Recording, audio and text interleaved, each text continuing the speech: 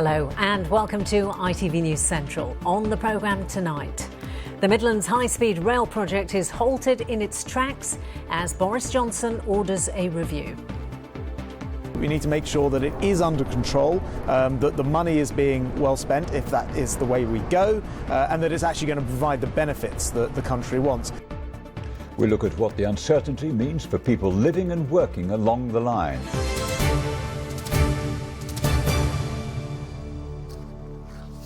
Good evening. The future of the high-speed 2 rail link is in doubt this evening, with the Prime Minister, Boris Johnson, ordering a review of the business case for the project. The development would connect Birmingham to London, with Phase 2 extending the line to Manchester and Leeds.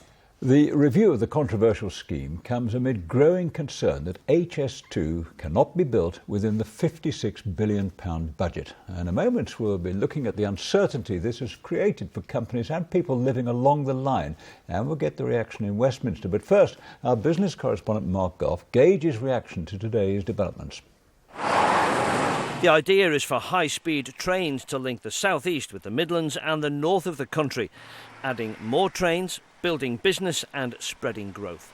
The first stage would link London to Birmingham. It would then split into a Y, heading to the East Midlands via Towton and the northwest. Work has already started, like here at what will be the Curzon Street station in Birmingham. The official cost estimate is £56 billion, but the current chairman of HS2 reportedly said last month it could be £30 billion more than that. This review will look at all costs, and the fact that so much has already been spent isn't a guarantee that it'll go ahead, according to the Transport Secretary.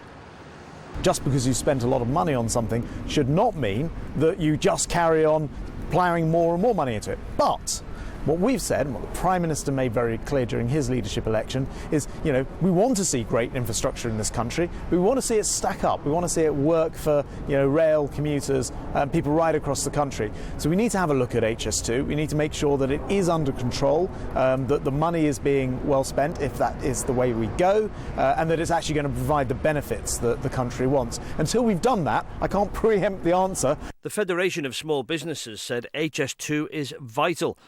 The Confederation of British Industry say it's critical, and the Greater Birmingham Chambers of Commerce said it would be short-sighted if it was cancelled. There's real fear if HS2 is pulled. It will be a disaster for the Midlands because the region is already benefiting from it. Why would you pause that energy, that certainty that we're giving to investors and to our towns and cities about what's to come next? How will they connect with other places, not only in the north and London, but across the Midlands? Those against HS2 think it's time to call a halt while the review happens. They say in the review that they're going to look at whether it is feasible to stop it. And it is feasible to stop it. We're talking possibly up to 2.4 billion to stop it. And then they're talking about maybe 100 billion plus to construct it. So no, I think it can be stopped a lot quicker than we think. The review is expected to be finished by the autumn, and we'll know then if it's a no or a go for HS2. Well, since the new government has come to power, there have been a raft of announcements, and our political correspondent Hannah Miller has been looking at the reasons for today's review. Boris Johnson has long been sceptical of HS2, not least because part of the line runs through his constituency in Uxbridge. Those houses have been knocked down now, though, and with them went one of his main reasons for opposing the whole project. HS2 is massively over budget, though, and that is another reason for the Prime Minister to call it in. We knew that this review was going to happen. Boris Johnson said it many times during the Conservative leadership race, including when he was in Birmingham. I hesitate before coming in and simply scrapping a great national project. I have anxieties about the business case for HS2. What I will do, and I've discussed this with Andy Street and others, what I will do is I will have a review, but that will not be a review that interrupts the current timetable. Now, there could be any number of outcomes to this review, and there is a sense here in Westminster that it's all a bit of political theatre. Boris Johnson wants to give HS2 a bit of a scare. He wants them to know that they're being watched, if you like, but it seems more likely that there'll be some sort of tweaks rather than a whole-scale cancellation. We won't know the outcome of the review until the autumn, and with everything else that Boris Johnson has on his plate, you do have to wonder whether he'll even be Prime Minister by then. That's Hannah Miller reporting. Well, the decision to build HS2 from London to Birmingham has been controversial from the start. Some people have been forced from their homes, others have been told their houses will be knocked down to make way for the line, and people living near to the proposed route are struggling to sell. Daniel Skipp reports now on how the review is continuing the uncertainty for people living and working along the line.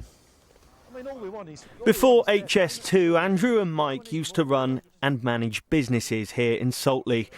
But in July 2018, they had to sell their land to make way for the project. Today, they found out they may have given up this land for nothing. I don't sleep overnight. 3 o'clock every morning I wake up worrying about what's going on. I can't plan for my future.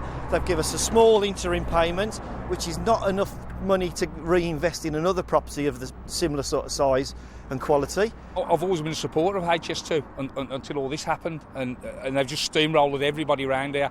Companies around the corner, 5 or 6 of them. Like many business owners in the Midlands, Andrew and Mike have already made changes to make way for HS2. The family-run Packington Moor Farm was forced to close its doors at the beginning of 2018 to make way for the project. Hundreds of couples in the Midlands have married at this wedding venue. The Barnes family, who have lived at the farm since 1921, have now relocated to Gloucestershire. While some have been forced into change, others have invested based on the opportunities they were told HS2 would bring to the region. The Clayton Hotel in Birmingham, for example, has already submitted plans for 44 more rooms and a second hotel in the city centre. And in education, a specific college designed to train students to work on HS2 has also been built. 7,000 people are working on the project, directly or indirectly, right now in Birmingham. Look round the city, see the cranes in the sky, see the development, and it's linked in to so many other projects that that uncertainty is ramped up and more sort of evident here. So it is frustrating with the timing, definitely. The Chamber's frustrations have also been shared by the CBI today, who has also warned that the debate has gone round the houses too many times. Like it or not, businesses in this region have accepted HS2, but that acceptance will have been in vain if this review concludes it should not go ahead. Daniel Skipp, ITV News. So to recap today's developments, we're joined in the studio by our business correspondent Mark Gough. And Mark, you've been hearing whispers and talking to various people all day today. What sense are you getting from them? Is it going to go ahead? I mean, this is a tough one to call. I don't think anyone with any confidence would say, yes, it's definitely going to go ahead. Oh, yes, it's going to be cancelled. But there is a risk about it, certainly. I mean, just listen to what Grant Shapps said earlier, you know. He said just because you spend X amount of money on something doesn't mean to say you have to carry on spending that amount of money. And money is at the crux of this, really, because, you know, the estimates over the costs being so wildly out, as it were. The thinking is that the London to Birmingham section might go ahead. I've been told the Y section up to Yorkshire through the East Midlands. Someone said to me today, who's very close to HS2, said that section is now dead in the water. Another person said it might actually be tweaked. But what you have to look at here is the money. And it's the Treasury is the key here, because what you've got is the government going to the Treasury saying we need £30 billion more for HS2. Oh, we might need a few billion as well to get us over the line with Brexit.